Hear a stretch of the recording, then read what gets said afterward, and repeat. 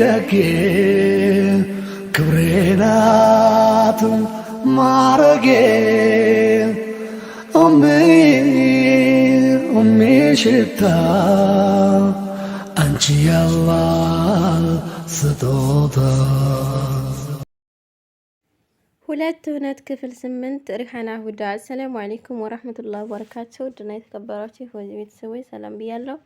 አህባቢ በያላችሁበት የዓለም ዳርቻ ሰላማችሁ ብዘት ተረፍ ይበልኝ እያልኩ ኢንሻአላህ ዛሬም ታሪካችን በክፍል 8 መጥቷል ማለት ነው። ለምታበረታችሁ በሙሉ ከልብ ነው የማመሰግነው። ጀዛኩሙላሁ ኸይራን። ከቢሉ ቢሮ እንደወጣሁ ቀጥታ ያመራሁት ኢልሃም አፓርት የወጣችበትን ፋርማሲ ነበር። ትልቋ እንደነገረችኝ ከሆነ 11 ሰዓት ላይ ስለሚወጡ በጊዜ መሄድ አለብኝ። መኪናዬን አስነሳሁና ወደዛው ነዳኋት። መኪናዋን ከፋርማሲው ፊት ለፊት ካቆምኩኝ በኋላ ከመውረደ በፊት ደውዬ ላናግራት ብዬ አሰብኩ። ስልኬን አወጣሁና ደወልኩ። አነሳችው። እንዳትጎዳብኝ ቀስ ብዬ ነው ማናገር ያለብኝ አለ አይደለ የምፈልገውን ነገር ለማግኘት የምለሰልሰው ነገር። ሄሎ ኢልሃም አልኩ ላረጋግጥ በሚል። አዎ ማልበል አለችኝ። አውቀሽኛል አልኳት። ምናልባት ትልቋ ቁጥሬን ሰጣት እንደሆነ ብዬ። አይ አላወኩህም አለች ረጋ ብላ። ከጀርባ የረምላ ድምጽ ይሰማኛል። ጁነይድ አልኳት። ኢልሃም ቀስ ብላ ወደ ውጭ ወጥታ ስታናግረኝ እኔ መኪና ውስጥ ሁኜ አያታለሁ። አሁንም ያን ጅልባብ እንደለበሰች ነው። ኡፍ ጥሩ አጋጣሚ ስፈልግ ነበር አለችኝ። የእውነት ይቺ ልጅ ላገባት የፈለግኩ መስሏት ይሆን? ለምንድን ነበር የፈለግሽኝ አልኳት። በአጭሩ ስለምነግርህ በጣም ይቅርታ፣ ግን እኔ በጋብቻው አልስማማም ማለቴ። ተንተባተበች። ታዲያ ለዚህ ምን ይቅርታ ያስፈልገዋል? ደስ የሚል ዜና አይደል እንዴ? ግን እኔ ችግር አለብኝ። ለምን አልፈልግም አለች የሚለውን ማወቅ ፈለኩ። ለምን አልኳት። እሱን ግዴታ መናገር ያለብኝ አይመስለኝም። ብቻ ቤተሰቦችን ታውቃቸዋለህ? እምቢ ማለት አልችልም፣ ምክንያቱም ያሳምኑኛል አለችኝ። በዚህ ቅጽበት አእምሮዬ ላይ የመጣው ሀሳብ የሰኪና አባት እኔን ያልተቀበለበት ምክንያት ነበር። አዎ እኔ ድሃ ስለሆንኩ። ድሮም ሴቶች እኮ እንደዚህ ናቸው። በተለይ ደግሞ እንደነ ኢልሃም ዝቅተኛ ኑሮን የሚኖሩ ሴቶች ሀብታም ነው የሚፈልጉት። ልቤ እየሳቀ ኦኬ፣ ለነገሩ ይሄ ያንቺ ብቻ ሳይሆን የሁሉም ሴት ባህሪ ነው አይደል? ላንቺ ስል በአንድ ቀን ሀብታም አልሆን አልኳት። እኔም አልፈልግም ብዬ በአጭሩ መቋጨት ፈልጌ ነበር፣ ግን ራስ ወዳድነቷን ራሷን የምትቆልልበት መንገድ አናደደኝ። ጁነይድ አላህን ፍራ፣ እኔ እንደዛ አይነት ሴት አልመስልሃለሁ አለችኝ። አይ እንደዚህ ሳይሆን እንደዛ ብዬ ላናድዳት ነበር፣ ግን ወሬ ማራዘም ነው ብዬ። ካልሆንሽ እምቢ በይና አስመስክሪልኝ አልኳት። ጁነይድ ምን እያልክ ነው? ነገሩ በእጅ ቢሆንማ ዘጋሁባት። ምን አለፋለፈኝ? እዛው አልሄድም እንዴ? ኢልሃም ስልኩን ከዘጋችው በኋላ ውስጥ ገብታ ማልቀስ ጀመረች። ረምላ ታባብላታለች። አባብላ ሙታለች። ለማስክ ነው እኮ አይ ይላል ዚያድ። ማስመሰል ስትችልበት ልገባ የነበርኩበትን ሰውዬ ረምላ ምን አልሽ በአላህ ስትል ስሰማ ተደብቄ ማዳመጥ ጀመርኩ። ኢልሃም እንባዋን እየጠረገች መጨረሻ ላይ ከአነጋገሩ እንደተረዳሁት ከሆነ እሱም ጋብቻውን አልፈለገውም፣ አስቆሚው ነው የሚለኝ። እኔ እኮ እሱ ያግዘኛል ብዬ ነበር በህይወቴ ተናግሬ የማላውቃቸውን ቃላት ተናግሬ ያስቀየምኩት። እሺ ለሱስ እንዴት ነው ይቅርታ የምጠይቀው አለቻት። ገረመኝ። በህይወቷ ተናግራ የማታውቃቸው ቃላቶች የትኞቹ ናቸው? አሁን ካወራችኝ ውስጥ ከሆነ መቼም እየተቀደደች መሆን አለበት። ረምላ ሳቀችና የዋህ እኮ ነሽ፣ ለጁድ ሲያንሰው ነው አለችና ሳቀች። ነገረኛ ነገር ናት አላልኳችሁም? ምኗ ብሽቅ ናት? ኢልሃም ከመደርደሪያው ላይ ቸኮሌት አንስታ እየፈታች ምንም ቢሆን እኔ እንደዛ መናገር አልነበረብኝም አለችና ትዝ አለኝ። ረምላ በፍጥነት ቸኮሌቱን ቀማቻት። የዚህ ቸኮሌት ሚስጥር እስካሁን ግልጽ አልሆነልኝም። ረምላ ቸኮሌቱን ወደ ቦታው እየመለሰች ኢሉ ለራስሽም እያሰብሽ አትናደጂ፣ ላንቺ ጥሩ አይደለም አለቻትና ቆይ ግን ሁለታችሁም ካልፈለጋችሁ በግድ መኖር ምን የሚሉት ነው አለች በግርምት እየተመለከተቻት። እንደዛ አይደለም፣ የጁነይድ እናትም የኔ እናትም እንደሚያውቁት ከሆነ ሁለታችንም እየተስማማን ነው። ስለዚህ ግዴታ አይደለም ማለት ነው። የእሱ ምክንያት ባይገባኝም የእኔ ግን ሊያሳምናቸው አይችልም። ስለዚህ እኔ ምንም የማደርግ አቅሙ የለኝም ማለት ነው አለቻት የፌዝ ፈገግታ ፈገግ እያለች።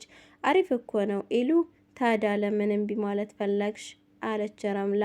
ምክንያቷ ምን እንደሆነ መገመት ቀላል ነው። ከዚህ በላይ ምንም ነገር መስማት ስላልፈለግኩ የማግባቱን ሀሳብ ሰርዤ ወደ ቤቴ አመራሁ። ኢልሃም ጣጣ ልበላት አይደል? በእርግጥ እኮ ምንም አያንሳትም። ግን ደግሞ እኔ የትዳር አጋሪ እንድትሆን የምፈልጋት ሴት ተጫዋችና ፍቅር የምታውቅ ነው። ገና በመጀመሪያ ወሬያችን የተጣላን ሳንገባ አስባችሁታል? ምንም አልዋጠልኝም ብሎኛል። ኢልሃምን ልጥላት ወይስ ልውደዳት? በጭራሽ ልወዳት አልችልም። ልቤ ሌላ ሴት ጋ ነው ያለው። ሰኪና ጋ። አዎ ባለፈው ቢሉ ያለችኝን ሳስተነትነው ልቤ ከሚነግረኝ ጋር ተመጋጋቢ ሆኖ አገኘሁት። አሁንም ሰኪናን መርሳት አልቻልኩም። አሁንም እንደምወዳት ምክንያት ማሳየት ጀምሬያለሁ። አእምሮዬን ግን ቀበቶውን አጥብቆ እየተከራከረልኝ ነው። ማን ያሸንፋል? ዛሬ ያለ ወትሮዬ ከእነዚያድ ጋር ምሽቼ 3 ሰዓት ሲል ወደ ቤት ሄድኩ። ቤት 2 ሰዓት ድረስ ካልገባሁ እዛው እንደማድር ስለሚያውቁ በጊዜ ነው በር የሚዘጉት። ዛሬም በጊዜ ተዘጋግተዋል። በቆረቁር አልሰማ ሲሉኝ ትልቋ ጋር ልደውል ስልኬን አወጣሁ። ስልኬ ሲያናድድ ብር ጨርሶ ነበር። እየተቻኮልኩ ጀማል ሱቅ ስገባ ረምላም እንደኔ ካርድ ልትገዛ ተገናኘን። ሳቅ አለችና እሺ ባልየው አለችኝ። ነገር እንደፈለገች መሆኑ ነው።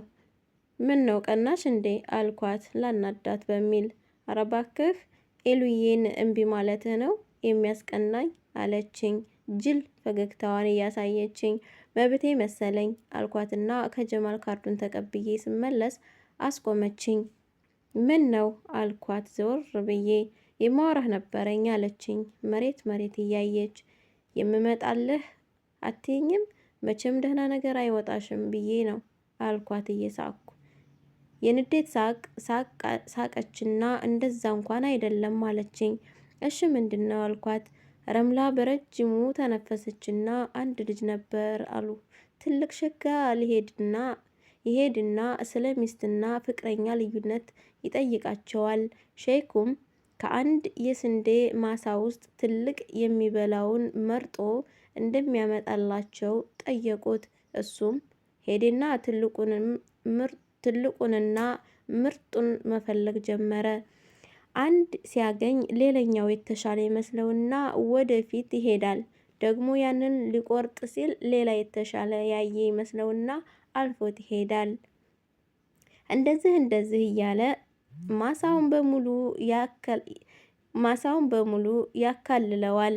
መጨረሻ ላይ ግን መጀመሪያ ካገኘው እንኳ የማይሻል ነገር ያገኘው መመለስ እንደማይችል ሼኹ ያስቀድመው ነግረውታል። አማራጭ ስለሌለው ያንኑ ይዞ ለሼኹ ያስረክባል። ከዛም ሼኹ ሌላ እንዲያመጣ ያዙታል። አሁን ግን ወደ ውስጥ መሄድም ያልተጠቀመበት መጀመሪያ ላይ ካሉት አሪፍ ብሎ ያሰበውን ቆርጦ በፍጥነት ይወስዳል። በዚህ ጊዜ ሼኹ ምን አሉት? ፍቅረኛነት ልክ መጀመሪያ ላይ አንተ እንዳረከው ነው። አንዷን ሴት ትወዳለህ። ከዛም በአጣንና ሳቢያና በፍቅቅሮሽ ጨዋታ መሃል ሌላ ቆንጆ ስታይ በንዴት ትገለበጣለህ። ሀላል ትዳር ግን እንደ ሁለተኛው ሙከራህ ነው። መጀመሪያ ላይ ስትታያት ቶሎ ባታለህ፣ ከዛም ቶሎ ታገባታለህ፣ ከዛም ሌላ ሴት እንዳታይ ትሆናለህ አለው ይባላል አለችና ፈገግ አለች። ለማለት የፈለገችው ሙሉ ለሙሉ ገብቶኛል። ተሰናብታኝ ቤት ከገባች በኋላ በር ላይ ቆሜ ካርድ እየሞላሁ ወረምላ ያለችኝን ማሰላሰል ጀመርኩ። ሰኪና ፍቅረኛዬ እንደነበረች የእማዬን ትዕዛዝ ጥሼ ነበር፣ ግን አልተከፋችብኝም። አሁን ደግሞ የእኔ ተራ ሆኖ አንድ ፍላጎቷን እምቢ ልል ነው። ኢልሃምን ባልወዳትም ለእማዬ ስል ብቻ አገባታለሁ። ሌላ ምን አማራጭ አለኝ? በሳምንቱ በጠዋት ስራ ገባሁ። የትልቋ አባት ከአስተናጋጅነት ወደ ዴሊቨሪ ሊቀይረኝ እንደሆነ ስለነገረኝ ለማረጋገጥ ነበር። እስከ 6 ሰዓት ካወራንበት በኋላ ሰርጉ ሲያልቅ እንዲጀምር ነገረኝ። እስከዛው በማስተናገዱ ቀጥላለሁ።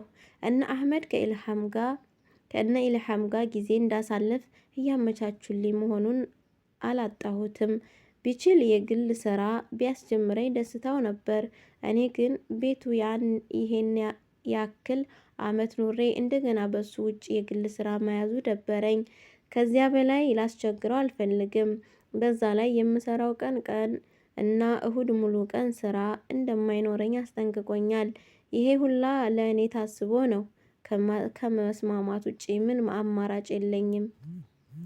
ወደ ስራ ተመልሼ በማስተናገድ ላይ እንዳለው እንደ ድንገት ሁኔ ሽቱ ሳረጭለት የማይወጣው ደንበኛዬ ማሜ ከባለቤቱና 2 ልጆቹ ጋር መጣ። እድሜው 26ን አይዘልም።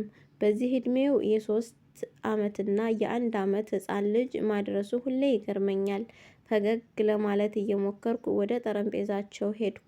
ማሜንና ወንዱን ልጁን ሽቶ ከረጨኋቸው በኋላ እንደስከ ዛሬው አልኳቸው።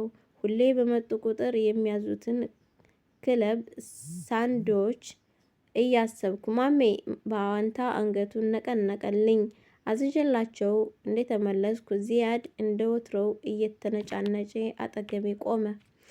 ደሞ ምን ሆንክ አልኩት። መቼም ችግር አያጣም ብዬ። ባክህ አንድ ጅብ ቲፑን ላሽ አላለኝም አለኝ። አሳቀኝ። በጣም ስስቅበት ተናዶ ጥርሳም ምን ታገጣለህ? ባለፈው በቢጫ የሸኘህን እንዳላስታወስህ አለኝ። ወዳው እነሳባ የነማሜ ሳንዶች እየደረሰ አበሰሩኝና ትቼው ሄድኩ። ማሜ ላቀርብለት ሲሄድ ከባለቤቱ ጋር በፍቅር ተፋጠዋል።